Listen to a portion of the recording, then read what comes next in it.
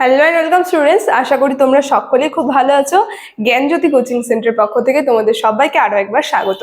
তো আমি মীরা ম্যাম, আমি আজকে তোমাদের সেমিস্টার থেকে বাংলা বিষয় যে রয়েছে সেই বাংলা বিষয় থেকে কিছু তোমাদের যে নাট্য সাহিত্য রয়েছে সেই নাট্য সাহিত্য থেকে কিন্তু কিছু গুরুত্বপূর্ণ শর্ট কোশ্চেন নিয়ে আমি আলোচনা করব। আলোচনাটি শুরু করার পূর্বে তোমাদের ছোট্ট করে একটা ইনফরমেশন দিয়ে দিই। দেখো বোর্ডের কর্নারে তোমরা দুটো নাম্বার দেখতে পাচ্ছ, এটা হচ্ছে আমাদের Gyanjyoti coaching centre official helpline number. এখানে কিন্তু তোমাদের অনলাইনে ক্লাস করানো হয়, তার সঙ্গে তোমাদের নোটস দেওয়া হয়। তো তোমরা যারা যারা আমাদের সঙ্গে অনলাইন ক্লাসে যুক্ত হতে চাচ্ছ কিংবা আমাদের থেকে নোটস পেতে চাচ্ছ, তারা এই উপরে দেওয়া নাম্বার দুটির সঙ্গে যোগাযোগ করে কিন্তু আমাদের সঙ্গে যুক্ত হয়ে যেতে পারবে। ঠিক আছে, তাহলে আলোচনাটা আমি শুরু করি। দেখো, প্রথমেই বললাম তোমাদের যে নাট্য সাহিত্য রয়েছে সেই সমস্ত নাট্য সাহিত্যে যে যারা যারা রয়েছে তাদেরকে কেন্দ্র করে যে গুরুত্বপূর্ণ কিছু শর্ট কোশ্চেন রয়েছে সেই শর্ট কোশ্চেন নিয়ে কিন্তু আমি আলোচনা করব, যেটা তোমাদের এক্সামের জন্য খুবই গুরুত্বপূর্ণ। ঠিক আছে, তাহলে দেখো, এই আলোচনাটি শুরু করার পূর্বে তোমাদের আগে বলি একটু যে এই নাট্য সাহিত্যের মধ্যে যে যারা যারা রয়েছে, যে কবিরা রয়েছে, যে নাট্যকাররা রয়েছে, যেমন মধুসূদন দত্ত রয়েছে, গিরিশচন্দ্র রয়েছে, তারপরে আরো অনেকজন। তো এদের এদের যে টপিকগুলো যে রয়েছে এগুলো থেকে কিন্তু আমি একদম আলাদা আলাদা করে টপিক ধরে ধরে কিন্তু বিস্তারিতভাবে আমি আলোচনা করে দিয়েছি। সেটা যদি তোমরা না দেখে থাকো সেটা একটু দেখে নিও।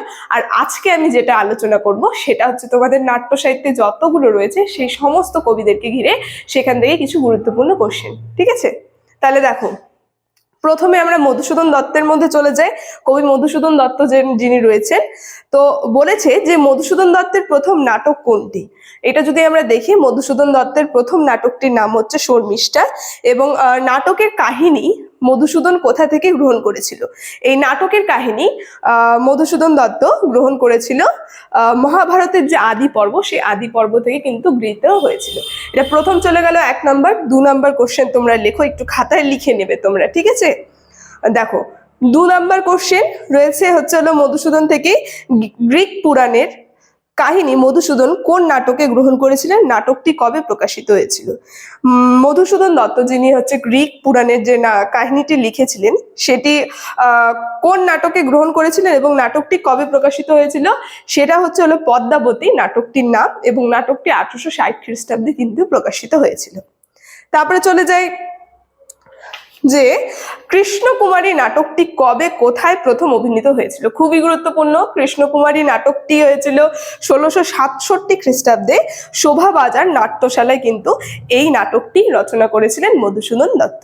ঠিক আছে, তারপরে বলেছে মধুসূদন দত্তের শ্রেষ্ঠ নাটক কোনটি এবং নাটকের দুটি চরিত্রের নাম উল্লেখ করতে বলেছে। মধুসূদন দত্তের শ্রেষ্ঠ নাটকটি হচ্ছে হলো কৃষ্ণকুমারী, যেখানে দুজন চরিত্রের নাম রয়েছে ভীম সিংহ, তারপরে বলেন্দ্র সিংহ, তারপরে মদনিকা ধনদাস। 4টা চরিত্রের নামই কিন্তু আমি বলে দিলাম। ঠিক আছে, তারপরে যদি চলে যাই, মধুসূদন দত্তের দুটি প্রসহনের নাম উল্লেখ করো। মধুসূদন দত্তের দুটি প্রসহনের নাম যদি আমরা বলি, একটা রয়েছে একে কি বলে সভ্যতা, আরেকটি রয়েছে বুড়ো শালিকের ঘাড়েরও। ঠিক আছে, এই প্রহসনগুলি কিন্তু তিনি রচনা করেছিলেন। তারপরে আমরা চলে যাই এখন রামনারায়ণ তর্করত্ন যে রয়েছে সেখান থেকে কিছু কয়েকটা শর্ট কোশ্চেন আমরা দেখে নিই। রামনারায়ণ তর্করত্নকে বলেছে নাটুকে রামনারায়ণ কাকে বলা হয় এবং কেন। এটা খুবই গুরুত্বপূর্ণ, তোমরা একটু শুনে নাও যে রামনারায়ণকে নাটুকে কেন বলা হয়। দেখো, বলেছে যে রামনারায়ণ তর্করত্নের নাটুকে রামনারায়ণ বলা হয়। ঠিক আছে, বাংলা নাটকের সূচনা পর্বে নাটক রচনার বিশেষ কৃতিত্বের পরিচয় দেন এই রামনারায়ণ তর্করত্ন। বাংলা নাটকের সূচনা পর্বে বাস্তব জীবনের সঙ্গে হাস্যরস সৃজনে তিনি বিশেষ গুরুত্ব দেন, ফলে নাটকগুলি হাস্যরসের বিচ্ছুরণে জীবন্ত হয়ে উঠেছিল, তাই এই উপমা দিয়েছিল। ঠিক আছে, তাকে নাটুকে রামায়ণ কেন বলেছিল, কারণ তিনি ওই রামায়ণের বিষয়টাকে একটু হাস্যরস যে রয়েছে সেটা কিন্তু দিয়েছিল, তাই তাকে তার এই নামটা জীবন্ত হয়ে উঠেছিল। ঠিক আছে, দেখো চলে যায় আবার পরের প্রশ্নতে। অনেকটা গুরুত্বপূর্ণ প্রশ্ন তোমাদের জন্য, সেটা হচ্ছে রামনারায়ণ তর্করত্নের দুটি সামাজিক নাটকের নাম উল্লেখ করো। ঠিক আছে, সেরকম যদি আসে তোমরা লিখবে, একটা রয়েছে তার সামাজিক নাটক কুল সর্বস্ব, যেটা 1854 সালে তিনি লিখেছিলেন। তারপরে রয়েছে নবনাটক, তারই আরেকটা সামাজিক নাটক, যেটা তিনি 1865 সালে কিন্তু তিনি লিখেছিলেন। এখন আমরা একটু জেনে নিই রামনারায়ণের শ্রেষ্ঠ নাটক। ঠিক আছে, পরের প্রশ্নটা রয়েছে রামনারায়ণের শ্রেষ্ঠ নাটক এবং কোন সমস্যাকে সামনে রেখে রামনারায়ণ এই নাটকটি লিখেছিলেন। এটা যদি বলি, রামনারায়ণের শ্রেষ্ঠ নাটক ছিল কুলীন সর্বস্ব, যেটা কৌলীন্য প্রথার সমস্যাকে সামনে রেখে কিন্তু তিনি এই নাটকটি লিখেছিলেন। তো রামনারায়ণ থেকে আমরা কিছু গুরুত্বপূর্ণ প্রশ্ন জেনে গেলাম 3 মার্কসের। এখন আমরা একটু দেখে নিই দীনবন্ধু মিত্রের। ঠিক আছে, তো দীনবন্ধু মিত্রের 3টি নাটকের নাম উল্লেখ করো বলেছে। দীনবন্ধু মিত্রের 3টি নাটকের নাম উল্লেখ করো। সেটা হবে হচ্ছে না নির্দর্পণ, কমলে কামিনী আর লীলাবতী। এই 3টি নাটক তিনি লিখেছিলেন। তারপর হচ্ছে নির্দর্পণ নাটকটি কবে প্রকাশিত হয়েছিল এবং এই নাটকের 3টি চরিত্রের নাম উল্লেখ করো। নীলদর্পণ যে নাটকটি রয়েছে দীনবন্ধু মিত্রের, সেটা 1800 খ্রিস্টাব্দে কিন্তু প্রকাশিত হয়েছিল।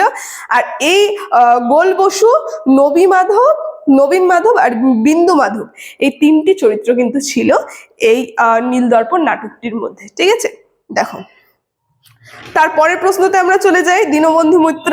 দীনবন্ধু কোন ছন্দনামে নীলদর্পণ নাটক রচনা করেছিলেন এবং নীলদর্পণ কোন শ্রেণীর নাটক।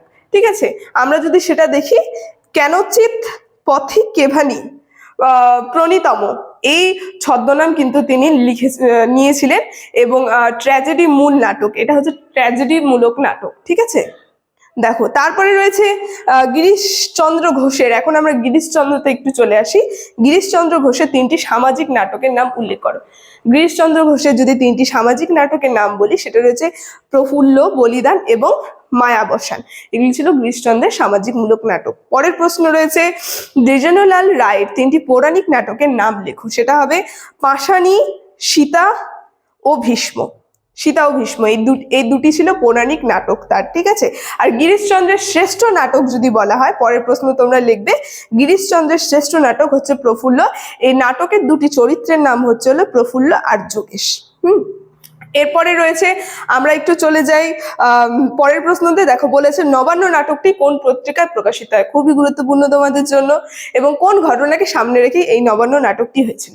এটা হচ্ছে অরণি পত্রিকায় প্রকাশিত হয়েছিল এবং 50-এর যে ময়মন্তর ছিল, এই 50-এর ময়মন্তরকে সামনে রেখে কিন্তু এই নাটকের ঘটনাটি রচিত হয়েছিল। তারপরে রয়েছে পরের প্রশ্ন তোমরা লিখবে, যেটা বিজন ভট্টাচার্যের 4টি নাটকের নাম উল্লেখ করো।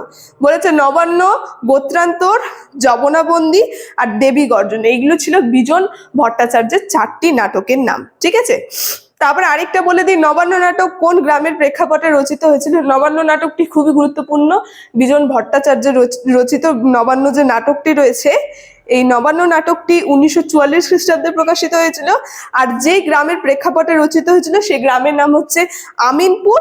আর এই নাটক কোন চেতনার প্রকাশ লক্ষ্য করা হয়েছিল। এই নাটকে হচ্ছে যে মার্ক্সীয় শ্রেণী চেতনা, সেই মার্ক্সীয় শ্রেণী চেতনা কিন্তু প্রকাশ করা হয়েছিল এই নাটকটির মধ্যে দিয়ে।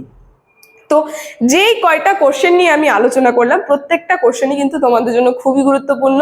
তোমরা যদি না লিখতে পেরে থাকো, তাহলে তোমরা একটু ভিডিওটা স্লো করে লিখে নেবে। ঠিক আছে, তাহলে আমার আলোচনাটি আমি এখানে শেষ করছি। দেখা হচ্ছে পরের ভিডিওটি যদি তোমাদের ভালো লেগে থাকে, অবশ্যই like, comment, share and subscribe করে দেবে। Thank you.